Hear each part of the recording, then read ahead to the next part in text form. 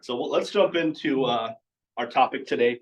I'm going to go through the grid presentation, but then I want to kind of talk about how I do it as well on more of a local level, because this is great. It's a nice stock presentation, and it speaks to building a business with finding deals very much so like wholesalers do, but it doesn't speak to what someone who isn't trying to make this their full-time job of finding deals does. And it's not my full-time job to find deals. My full-time job is to run my team and the brokerage and all that stuff. This is my hobby. This is my part-time job. This is my side hustle. This is my retirement plan. So we'll get through this first, and then I'll show you guys some things I do and how I approach it to help build up what you're doing. So today's topic is how to find deals. Real quick, we'll jump into what is Grid. We go over this every time, but Grid is a global real estate community built for investors by investors. We're not gurus. We're a group of real people doing real estate deals. If you go online, there's a bunch of Grid Facebook pages, information online. There's like 100,000 members or something. They're everywhere, and connect with them. I connected with a Grid leader from Virginia recently, and he was trying to refer me a regular home buyer. So we started talking about deals down there. And he's like, yeah, you should visit my community, come onto one of our Zooms, because buying houses down there are a lot cheaper than buying houses here, and if you're thinking about investing in other areas, it'd be nice to have an agent that's local, that's investor friendly. And if you're running a Grid, you have to qualify, like you have to have done so many deals and be so active. So they're already vetted for you. So it's a good option. Our mission is to connect, learn from, and collaborate with like-minded people interested in building wealth and creating impact through real estate. And that being said, like, you don't have to do that here, right? Like, if you live in Delaware County, there's only a few spots you can really even afford, and I can't even afford them anymore. So you're like, okay, 5 years ago you could have bought a house in a certain zip code around here for 50 grand. Doesn't exist anymore unless the place is getting knocked down, right? But there are places in America you can still buy a place for 50 grand. So find someone tapped in, and Grid's a great network for that. So we welcome investors of all experience levels, brand new, super experienced. We're lifelong learners, and we believe everyone has value to share. So please invite anyone new or experienced to our meetings.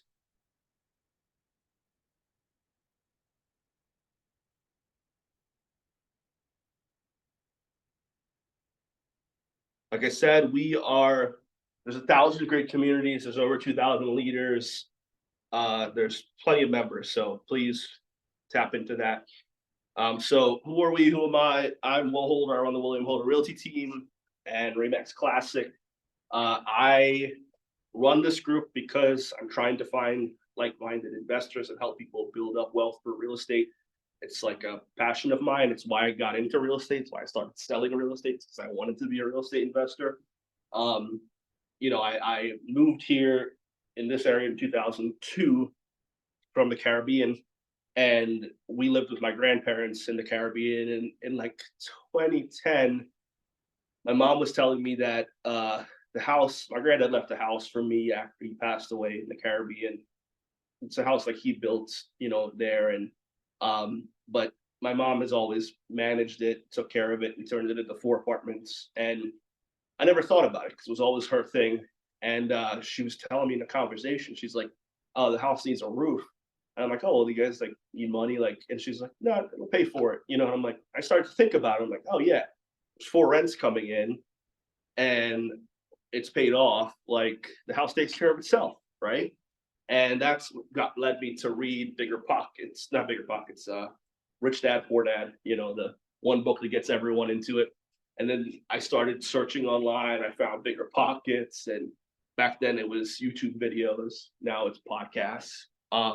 And I really wanted to become a real estate investor, but turns out to do that, you need to have money.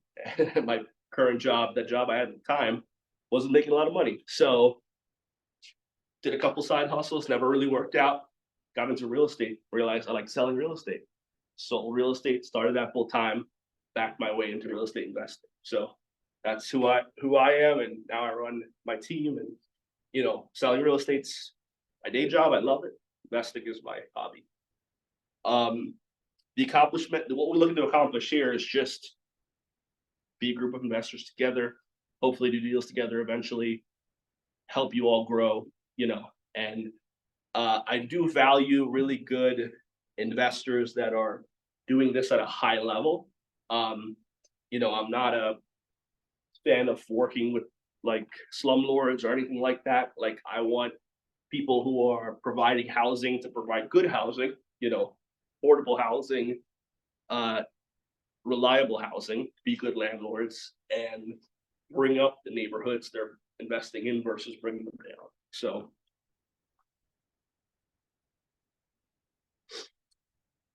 how you can connect with me or us, William Holder Realty team, on Instagram, Facebook, TikTok for however long that's around. YouTube. My phone number is 610-657-6215. Email williamholderrealty@gmail.com. Shouldn't have wore a sweatshirt. It's hot in here.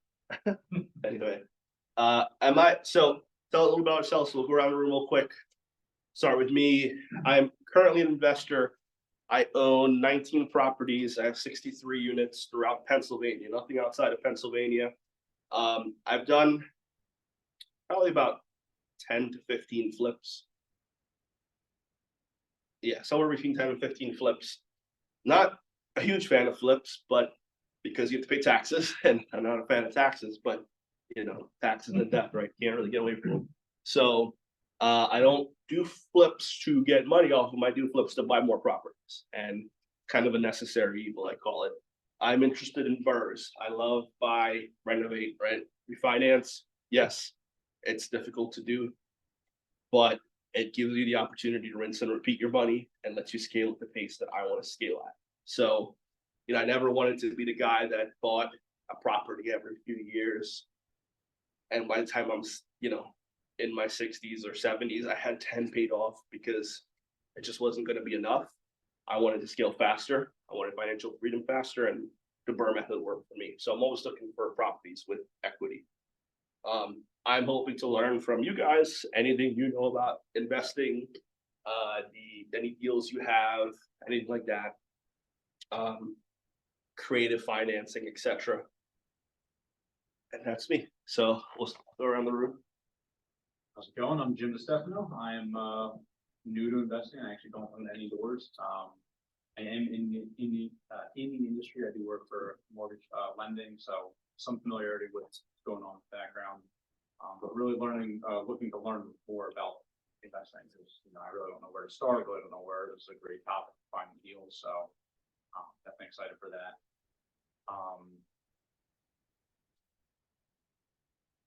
I hope to benefit from the group. I hope to meet some new people, learn more about investing, and hopefully, like Will said, and start investing with some other people as well. So, no real interest in any specific properties. Like I said, just learning. This is, literally the second investor meeting I've ever been to. So, nice. Tim? To make it among Will's team. I've invested in the past, not currently, but do want to get back into it. I'm just trying to learn more for myself and my clients.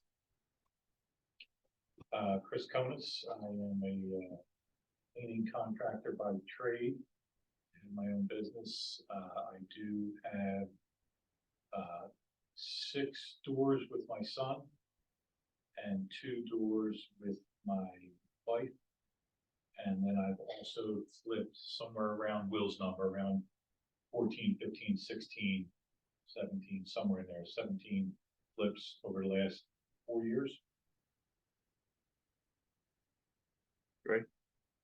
My computer will cooperate, important legal stuff, blah, blah, blah. Don't sue us. Okay. Just giving you free information.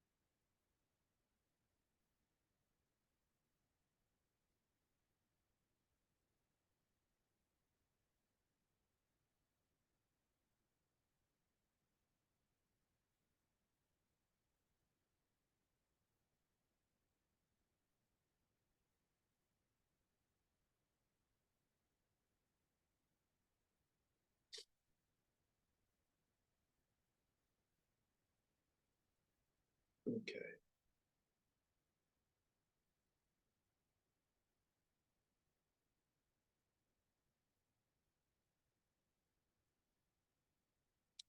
Again, we record these and post them on our social media, so if your voice is heard, sorry.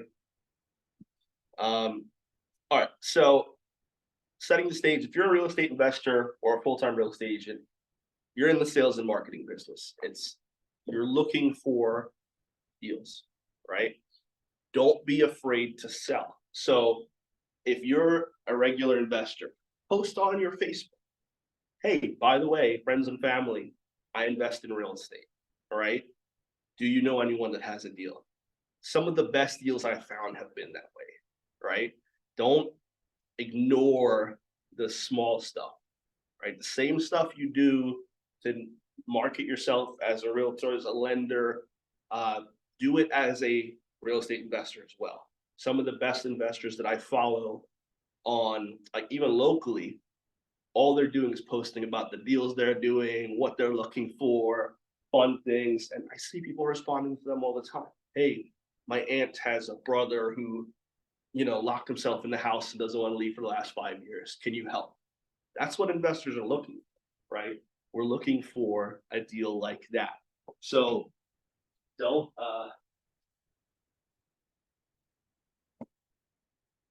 you doing? No, yeah. Cool. So, don't be afraid to market yourself, even on the smaller platforms. I mean, Facebook's not a small platform, but a more common platform like Facebook, you will find great deals. And the reality is, off-market deals are going to be the best deals you find, right? What's up, man? So, prior to COVID, BC, you could find good deals on the MLS. They exist. They don't exist anymore. Okay. If a house is on the MLS, not saying you can't find a okay deal, but you're not going to find a great deal. You're not going to find a deal with enough meat on the bone that, especially if you're a new investor or starting to get seasoned and you need room for mistakes, oopses, you're not going to find that deal on the MLS most likely, right? They're out there. Chris finds a lot. We do find them from time to time, but they're not frequent, and you're going up against a lot of competition. Okay. Before COVID, your average home buyer wasn't looking at fixer-uppers because there's plenty of options for them. When I sat a listing appointment, big pitch I had back then was, oh, the average days on market in this neighborhood is 70. We're selling them in 25. Can you imagine that? Like now it's like, oh, your house isn't going to last 3 days, right? That's the change. And the reason being is regular home buyers are saying, oh, well, I can't find me a fixed up home because there's 25, 30, 50 people bidding on it. I'll go buy a fixer upper. And I don't need to worry about making a profit on it. So I will pay the maximum amount I can pay for that house while still giving me a little bit of equity to fix it up. I don't care because I can be into it 100%. So the deals have changed. You're not going to find them as easily on the MLS. So whether you want a wholesale or whether you want to wholesale a home, fix and flip a property, or purchase a rental, nothing happens until you get a lead. And that only happens through prospecting, networking, marketing. So all goes back to what we do in our business as well, which is I can't sell a house to nobody, right? I have to find someone to sell a house to. How do I do that? Prospect, I network, I market, right? It's important that you are purposeful. So you can waste a lot of valuable time and money if you don't have a great plan or a model to copy a little bit. If it's not broken, don't fix it. A lot of the things we do as like on our real estate team, I've just listened to the most successful agents and I'm doing what they're telling me to do. I'm just like picking and choosing the things that I like, that I think will work for my market. Same thing goes for investors. There's a ton of investors out there. You don't have to pay for any of this information. Like investors are pumping out free information on YouTube, Instagram, TikTok, because content makes money content is king, so they're putting it out there. They're sharing all this information. You don't have to pay 20 grand to go learn how to invest with no money, right? Don't do that. Like there's plenty of free, and I've never paid for a real estate investing seminar. It's a ton of free information. So figure out what all the successful guys are doing, figure out where they started. Don't go to where they're at now, right? Because right now, the big guys are flying around in private jets to look at 80-unit buildings. You're not starting there, right? So where did they start? What was their first project? Figure that out and implement what they're doing. And I will say this, if it sounds too good to be true, it's too good to be true, right? It's that simple. It's rare, and I've never had it happen where you find a deal that's too good to be true and it's not complete crap, right? It is, if you hear some guy telling you you can do this process where you get the person to put it in a trust and then you backdoor into it. No, it's there. If it's too good to be true, it's too good to be true. The best investing is the most simple investing. Find a deal with money, with equity, and fix it up, right? You don't have to get crazy about it. Now, there are interesting ways you can learn, intricate ways you can learn about how to buy the properties, how to manage them, things like that. But the reason everyone is becoming billionaires overnight is because there's no shortcut to this. You do have to put in the work, and you do have to find the right types of deals. So the goal is to create predictable opportunities and revenue by becoming a dominant force in any vertical you decide to go after. We call this approach zone. All right, it's the ultimate sales and marketing system designed to help you zone it or own it. So you'll be the most successful by niching down, right? If you pick a market that you're good at, you can crush that market because it's easier to evaluate that market. I remember one time, just once, I tried to go to the Delaware County Sheriff's Sale, and this was again probably 2017, and there were contingents of guys there. There was the contingents that bid on Sharon Hill. There was the contingents that bid on Chester, and I'm thinking, every property that came up in this area, these guys were paying more than I would ever pay for it. So I started talking to them, and they're like, yeah, we have crews of guys that are just going from house to house, so we can overpay because we're getting the work done for cheap because they're there. And I'm like, oh, so they have a zone that they've picked. And I gotta figure out how to stop this from timing out so quickly. They have a zone they've picked, and they own their zone, right? So zero in on your target market. And remember, your target market doesn't have to be your target market forever. It's just your target market now, right?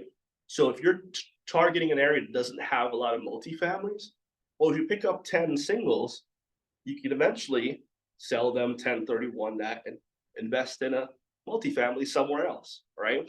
But it's what works for you now. What's your budget now? And again, if our area is too expensive, find another part of the country that works for, right? So zero in on your target by researching and selecting the group, developing your value proposition, and building a brand. Brand isn't like, Gary Vee or Nike. Like, people think you have to build this on this thing that's so big. A brand could be as simple as, if you've ever driven through most of these neighborhoods in Philly or Southwest, you see signs on every corner that says we buy houses cash, right? Every telephone pole stick. That's one wholesaler going around just putting up signs, right? And that's their brand, right? And they're getting calls, and they're not actually buying those houses, they're wholesaling, but that's their brand. Their brand is the sign guy, or whatever. So understand the market you're targeting, see what other investors are doing, and figure out how you're going to dominate. It could be you're the mail guy. You're going to send out a bunch of mailers. Well, that can add up. So you want to do that day one? Probably want to do that after you've done a few deals, right?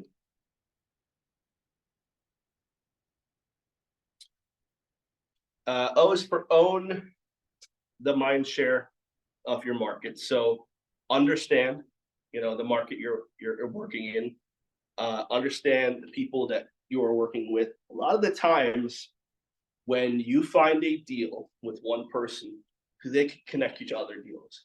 Like if they have that one deal, maybe they have other properties they're looking to sell. Maybe they have family members that need to sell properties in that area.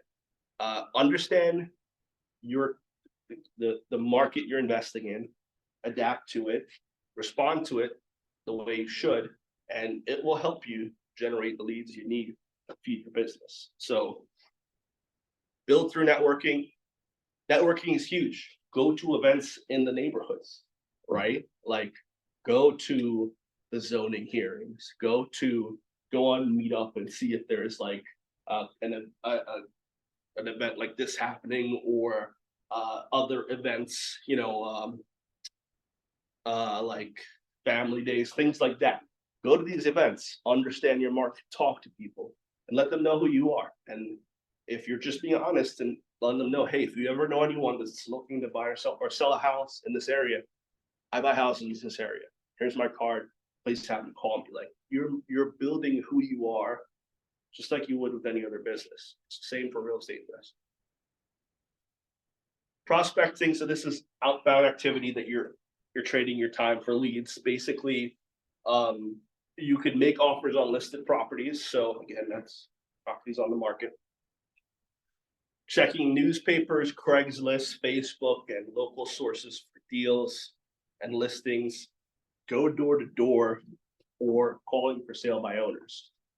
There are for sale by owners out there. It's as simple as going on Zillow and searching by for sale by owners. And there's a ton of for sale by owners still trying to sell their houses by themselves. And a lot of them are struggling and they're sitting there. A lot of them are just saying, hey, I don't want to pay an agent, but if you bring me a buyer, I'll pay you a commission. Well, if you're the buyer, you can get the property cheaper, right? Because they don't have to worry about the commission. And then you're negotiating for yourself.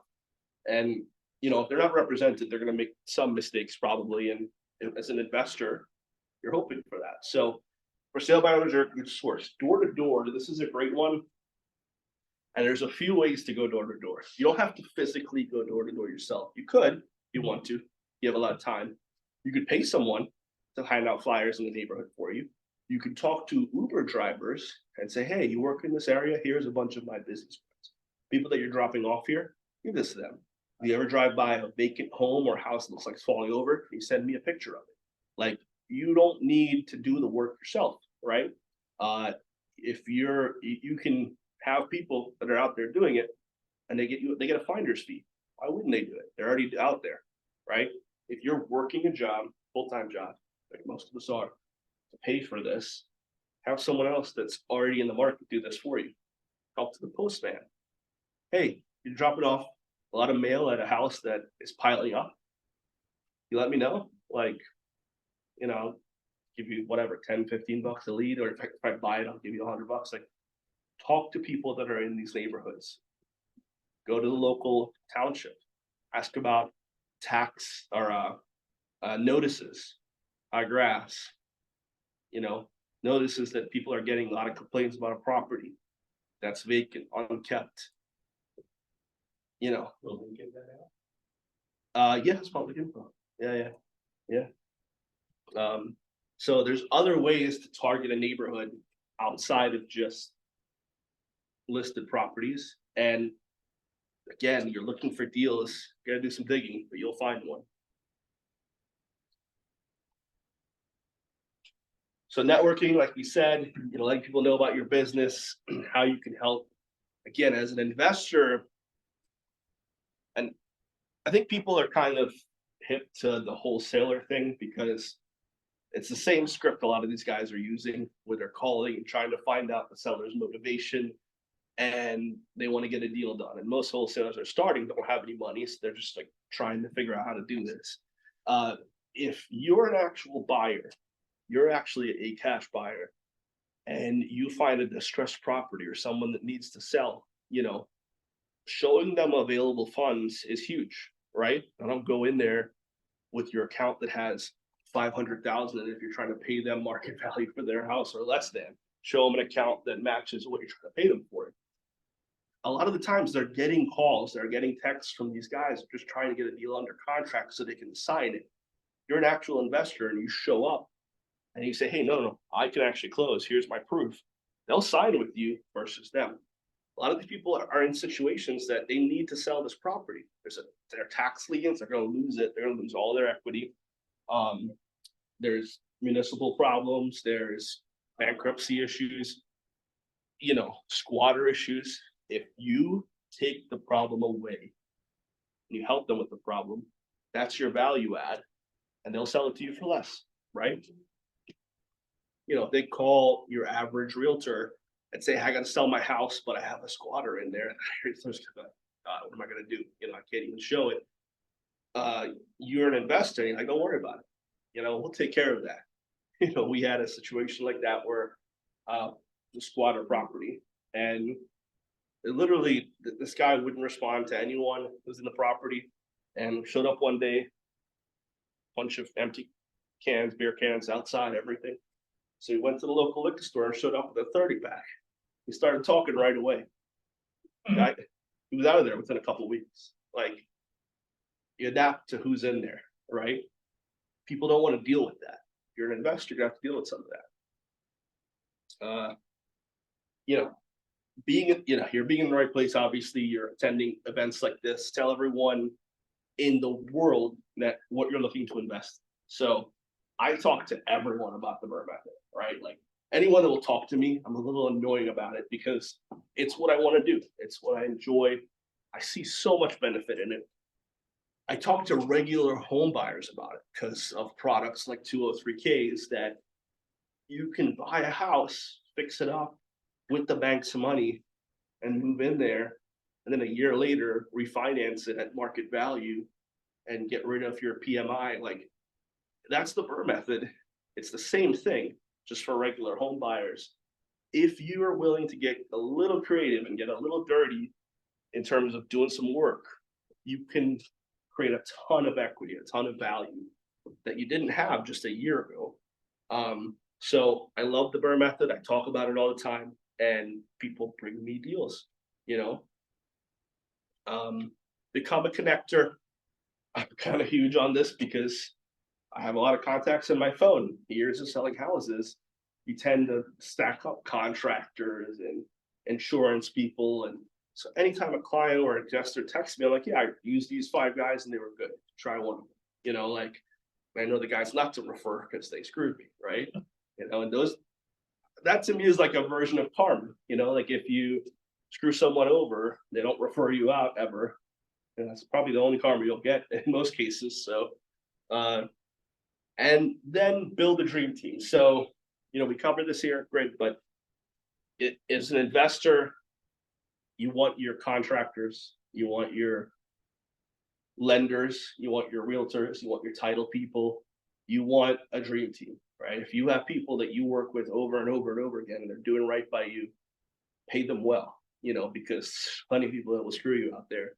And if you find the right people, you can become very successful. And like I said, with the marketing, it might be that Uber driver, that is very proactive, and every time they're driving through the neighborhood, they see a house that's like the grass is high, and they're like, hey, check out this address. So you go and you pull the name for that person, and you call the family, and maybe living in Texas now, and they don't pay attention to it. That could be a person that gets you a ton of deals. So marketing is huge. Just like in anything, you're running a business, you need to market. So you're using money to leverage to deliver a message that'll get the phone to ring, right? Postcards, door hangers, start a website, Google, direct mail, social media. The same thing you do for really any business. If you think about it, when you're starting a business, you're like, what are the things I have to do to market my business? It's the same thing you do for running your investing, right? And finding deals. You need a message that is tailored to the audience you're trying to help. So you're an investor. You're not trying to sell pretty houses, right? You're trying to buy ugly houses. We buy ugly houses, right? That's a company. They're tailored to their market. It's branding, right? N is for nature and grow your database. This is the same thing with every type of business, but the best business is repeat business because the people already trust you. They've worked with you. They know you won't do them wrong. They know you're not going to say, I'm going to buy your house, and then you can't find an end buyer, so you terminate the contract. They know you'll actually deliver. So they're going to refer you to me. They're going to say, hey, I have friends and family that will that need help, and this guy will close. You know, nurture your database, take care of them. You know, they find you a deal, throw them a referral fee. You know, like take care of them. It's even as simple as a gift card. Like it is a big deal when you pay back your database.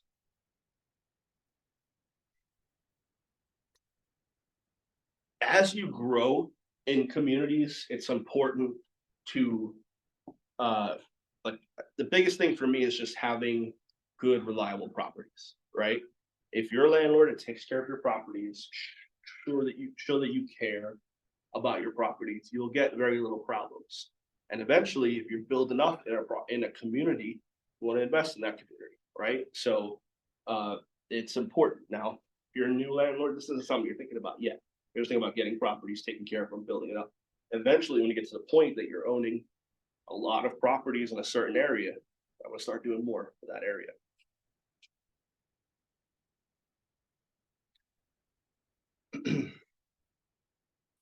This is pretty self-explanatory in terms of that. So, you know, by following the zone roadmap, you create a highly targeted sales and marketing machine that brings you leads and deals predictably month in and month out. So what is your dream team? No one succeeds alone. You'll need partners, service providers, contractors, even like a mailer.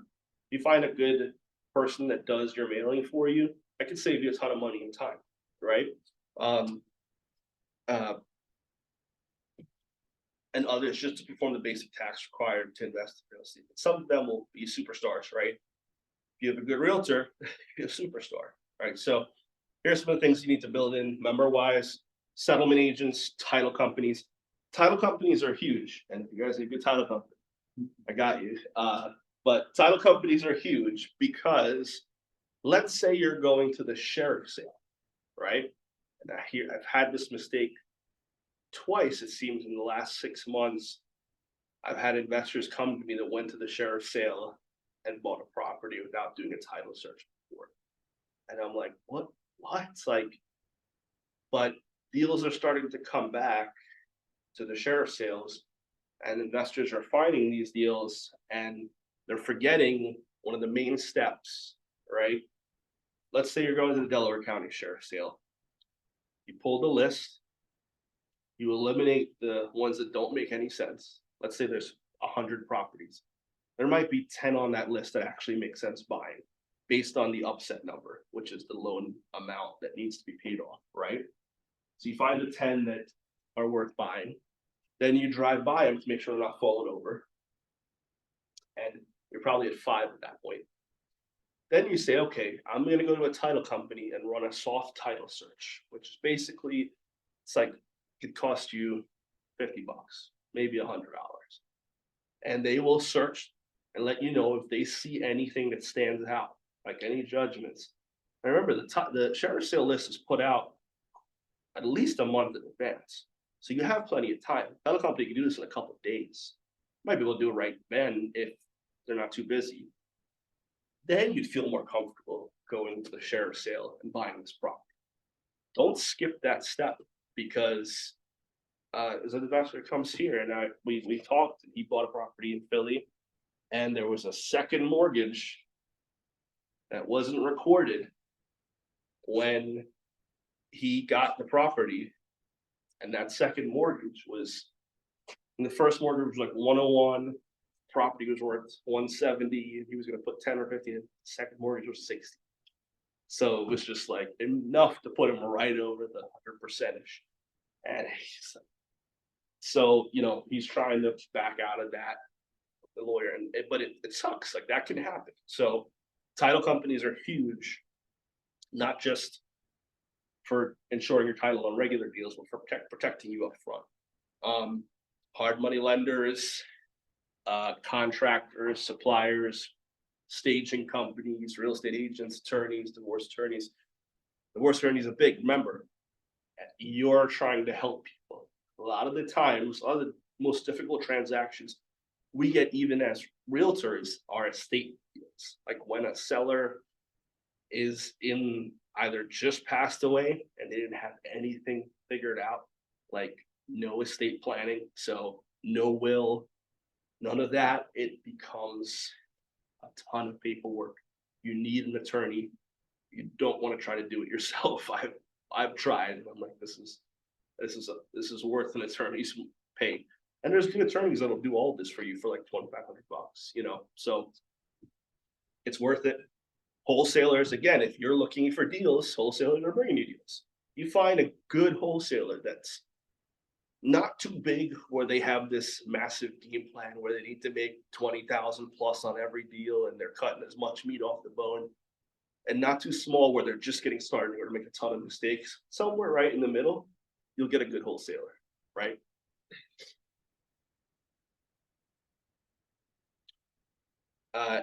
Network with your team. So remember, your contractors, they're probably not just working for you. And if they are, I feel bad for them, right? Because they need other work. They're probably getting calls at job sites for people to bid out jobs. And that seller's thinking, man, I don't want to do this. I just want to sell it. And they're asking them. One of the best deals I ever got, my electrician got for me. Didn't get, like, guy called him to rewire the house. He told him a bit. And the guy's like, I don't want to deal with this. I just want to sell it. And he's like, I know this guy that buys houses. I went to the house. There were other people looking at it. I gave him an offer and he took my offer. Like, and it was a way better offer than I would have paid on the market for that house. So your contractors can find you deals. Like, don't forget that. And anyone around you, I even talk to other agents all the time. Me as an agent, I say to agents, hey, if you find me a deal, I'll use you as my agent. And if you want the house sale, I'll give it to you too. Right? Like, if you bring it to me, I will reciprocate. Right? That's fair. So, and I do this in, especially like I invest now in Pittsburgh, and I probably talked to 10 agents there, and they're all sending me deals. I bought 3 so far using those agents because they got me a good deal. Right? So that's like, if you can find anyone in your network to talk to about what you're doing, network with, they can bring you deals. All right, so that wraps up the grid presentation. I want to go over some of the things, like I said, that I do more locally that I think will be really helpful. As a local investor that, again, doesn't do this full time, you kind of have to build out how much time you want to spend on this, right? So just like anything, it's time blocking, right? I know, my typical schedule, how it should look every week, how much time I'm going to spend on work versus with family versus with investing. Never works out perfectly because I got 2 kids and a wife, so. But in most cases, I want to spend an hour 5 days a week on my investing, right? And that's looking for deals. So I usually do it at night because that's the only time my house is quiet or my phone is quiet. And I am doing a few things. Number one is what's happening over there? They're working on vocal. So number one is I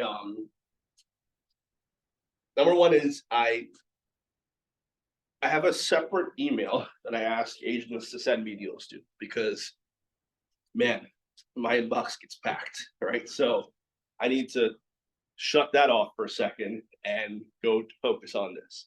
So I go to that inbox Mondays. I look through all the deals agents send me. And you know what? If it sells too fast, I wasn't going to win it anyway. So I'm okay with just looking once a week, right? Because I'm looking for deals with equity. And if it was a bidding war, multiple offers, it wasn't going to work for me. So it's okay. I'll look at that inbox once a week, right? I go through, I evaluate those properties. Evaluating those properties depends on what you're looking for. Looking for a flip, it's just what do I fix it up for? What do I sell it for? If it's a burr, you're playing, well, what can I raise the rents to? What's going to be worth after? It's a little bit more of an evaluation, right? Um, then Tuesdays, I have an ISA, so a sales agent virtually that I'm feeding lists to.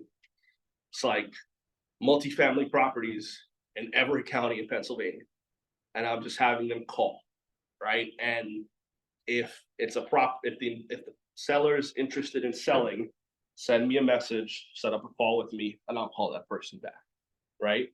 And I have a conversation with that seller, and usually it's just the beginning, but eventually I've had it lead to deals. I've probably 7 properties I own in Carbon County that I got this way, right? So it can be very, very profitable, and you can find amazing deals, but you can't jump on everything. And sometimes sellers will give you a price that makes total sense. You don't beat them up. The ones I got that I liked, they gave me the price. It's like, all right, cool. That works. So that's another way. I'm marketing without marketing. I'm not there. I have a virtual assistant that I'm paying $4 an hour in the Philippines. They're working 2 hours a day for me. So that's $8 a day for 5 days a week. And so $40 a week. I'm giving them the list that I found on, lists.com or whatever, and they're calling, and my inbox is filling up, and I'll call these people back, and I will find deals. So it's worth the $160 a month I'm spending, because if I get one deal a year off of it, it makes tons of sense, right? That's one way to market and find deals without doing any work, really. You're not doing the hard work, which is getting all the no's, Then you have your sheriff sales, your, tax sales, your default sales. That's another list you look at. I only look at 2 counties for that. Still look at Delaware County because I like the punishment, and then I look out over at Allegheny and Washington County. That's more affordable for me. And there's deals. So look at that. Then I still look at the MLS, and for regular consumers, that's your Zillows, your Realtor.com. Look on those websites. There are going to be deals out there. Look, they're worth looking. I found a lot of properties I bought have been on those sites. But also look on sites like LoopNet, because that's where commercial realtors post. And there's a lot of commercial properties on those sites that aren't getting paid attention to by all of the other residential buyers. So I found deals on LoopNet, that even they're like duplexes sometimes, or a 5-unit, or a storefront with an apartment above it, that people aren't paying attention to because they're not in the MLS. So LoopNet, I think, is huge. There's also a website called Biz Buy Sell. It's actually owned by CoStar, the company that owns LoopNet and Homes.com. And if you're a business owner, if you're looking to sell your business, you can post it yourself, or you can have an agent post it on there for you. And a lot of those will be like laundromats, but they're selling the building with it too. And you'll find deals on there. All right, you'll be surprised how profitable some of these businesses are that people just want to get out. So that's another way to find deals, that you don't have to look specifically for the real estate. You can look for the business, and the real estate comes with it, right? And then I have my list of wholesalers that I go down and I take a look at. Then I go on social media. I look for deals through social media, right? So I go on, I go on these like different groups, and I ask if anyone has a deal. There's so many ways to find deals that you could do yourself without spending money.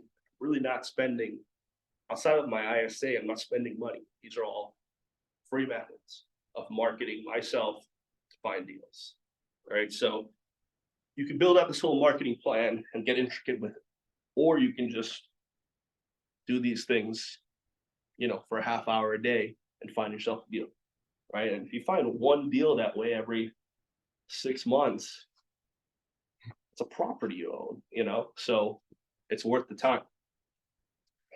So that's all I have. Questions? So is there a way, like, one of the wholesalers I deal with, the last 3 or 4 deals he's brought my way that I didn't end up getting any, I didn't end up taking any of them. But they were all in pre-foreclosure. So my thinking is, he's just getting the list of all the people on pre-foreclosure, he's just calling. You know, lands, a couple here, a couple there. Is there any way I can get my hands on that list? Yeah, So, websites. There's like list.com, all the lists. There's a few websites you can go on and they'll build a list for you. It's very cheap. It's like sometimes it's like 10 cents a phone number. It's not expensive. You put in what you're looking for. And that's what I do for like my ISA. I have someone that builds a list and sends it to them. It's the same thing. So that's what these wholesalers are doing. They're paying for these lists and they're doing it. You'd also go on Zillow and do a search by pre-foreclosures. It's not super accurate. Like at one point, my neighbor's house was on there. Like he was like, "Will, why is my house on pre-foreclosure?" I'm like, "Paying your mortgage?" He's like, "Yeah." I'm like, "But it's just file a claim with Zillow." But yeah. So will it let you know what the mortgage is? It will not. There's a few ways to do that, right? The easiest way is just to call them and ask them, Yeah. right? Like you're talking to them, and obviously that's a tough conversation, but you have to have thick skin. So, hey, look, I saw your house up for foreclosure. I don't want you to lose your place and your equity. Like, probably help you out here. I know what the market value is. I'm sure you know too. What do you owe on it? Like, what could I get you out of this for and help you get some money so you don't lose your house and everything you've built in it? A lot of people will tell you, right? Oh, I owed 200 and it's, I know it's worth, right? I just don't have the money to pay for it. All right, let's work something out. I cash, I can buy this and pay it, but we got to talk to your bank, right? You have to make sure you're talking to the bank because the bank doesn't know this is happening. They're going to foreclose on it, right? So, or the bank's lawyer, most likely. But yeah, that's a great method of getting properties for sure. And I think you're doing that seller a favor. Some people only want to get out of their own way and they're just like, screw it, take it. You're gonna run into that a lot. But a foreclosure stays on your credit for 7 years. Rex puts you in the 400s, which is hard to do, And if you pay it off before it forecloses, you can rebuild your credit pretty quickly and you don't have that foreclosure. You can buy a house pretty quickly again. So, America's land of second opportunities, third and fourth and fifth. So why make it harder for yourself? Just work with me and I'll buy your house and then you can rebuild, So yeah, pre-foreclosure is a good one. Yeah. So when all these deals come your way, do you have like a bucket you put it in? Because if you're looking for multifamily, right? So you just have your ISA, just look for multifamilies, and then the deal comes your way, and then another day you're looking for single families, or is it just like what I'm saying is all these avenues, you're just trying to pull one type of property? Yeah. So I'm at it. As a realtor, I have options because like someone brings me a deal that doesn't make sense for me, I can list it, or I might have other buyers who are looking to buy it. But for me, I know what I'm looking for. That's my focus, right? Everyone's focus changes or starts somewhere else. You might just be looking for flips. There's guys that make a lot of money just doing flips every year. You might be looking for a single family or duplexes. That's fine. I was there. Now I'm like, I don't want anything less than 5 units. And if it's less than that, I don't even need to have a conversation with them. Like, I just want to focus on that in a certain price point. So I'm looking 30 to 50K per unit maximum. So because a 4-unit DELCO in Darby is 450 now, so no, I can't buy that. You can't buy it. You will not, like, unless you're living in one of those units, it doesn't make sense for you. Or you buy in cash, which I don't know why you would, So figure out what you're looking for and then target the areas that make sense. I don't have these ISA calling Philly or Delco or Chester County or Montgomery County or Bucks County, because Yeah. you're not gonna find anything for that price in those areas if you waste your time, but all the other counties. And how successful are you with Craigslist? I've never found a deal on Craigslist, so 0, but they're out there. I've heard people that search Craigslist for deals and find them. Yeah. So it's just more of me not trying than it ever. So add it to your list, you know. There's so many things you can do. Sometimes you just don't even get to all of them, you know, but I've never tried it, but I'm sure, you know, I'm sure you can find deals on it. Yeah. I would watch out for a lot of scams on Craigslist. That'd be my That's only why I concern. asked. Yeah, like, you know, even now, like, we have people who would be like, we just had a girl reach out to one of our agents, and someone acting as our agent sent her a lease, like on Remax documents. I mean, it was like Remax corporate, you know, like a lease to rent a place in wherever this, whatever. I think this was like Arizona or something. And and had her send like a security deposit and disappeared, of course, right?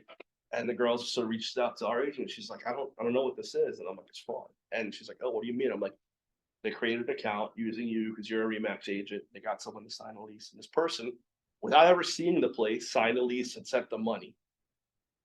Like, this sucks. But and that all started from Craigslist. The listing was posted on Craigslist. Someone saw a rental listing, took the picture, posted it on Craigslist saying it's a rental, and she saw it on there. So, you know, it's not verified on there. It is on a lot of sites. Because a lot of sites are sweeping information from the MLS, whereas Craigslist, you're creating the post manually, right? So anyone could post anything, right? So just have your guard up, but yeah, you can find deals. Yeah. And then you said LoopNet, right? Yeah. So that's more so commercial. Yeah. So if you're going on LoopNet, that's like a two-part, like, because, you know, if they're doing a lot of storefronts, if they're doing anything above a 4 unit, that's like you're taking on something else other than it seemed like the Wild West to me, at least. Well, I mean, anything over 4 units is considered commercial. Right. So a 5-unit apartment building is commercial.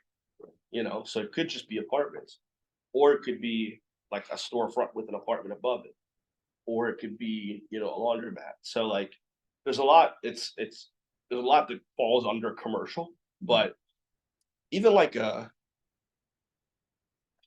residential property that's zoned commercial. So like, you'll see some of these houses that are on like a busy road that used to be a house, and now all of those properties got zoned commercial, so they have to list it commercial.